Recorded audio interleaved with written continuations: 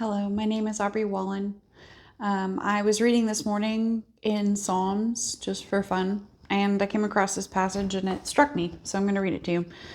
It says, "Concerning the transgressions of a wicked person, the dread of God has no effect on him, for with his flattering opinion of himself, he does not discover and hate his own iniquity. The words from his mouth are malicious and deceptive. He has stopped acting wisely and doing good.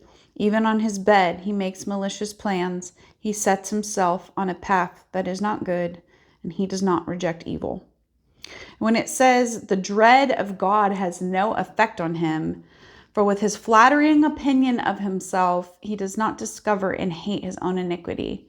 I looked it up in a couple different versions, and this idea of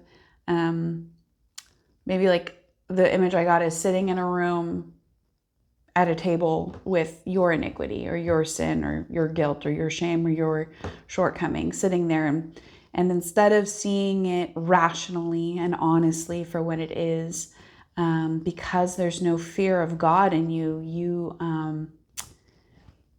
don't care. You don't care.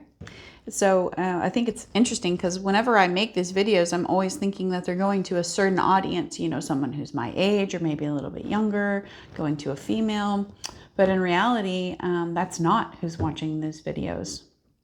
Mostly, I guess it's older men. So take that for what you will.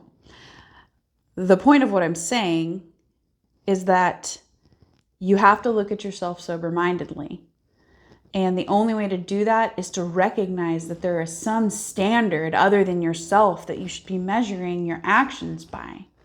And that standard is truth, justice, mercy, love, the character of God himself, the words that he has left for us to ruminate in and contemplate. If you are not seeking after truth, what are you doing? What is so important that you are not looking towards your Creator? I don't know. I try not to talk about hell because it's such a downer, but I mean, if there's no fear of God in you, then you should know that there's punishment. There's an afterlife where you'll not be happy with the decisions you make. You'll be alone without your Creator, and you'll know that you're the one who put you there. And you will feel that shame and guilt.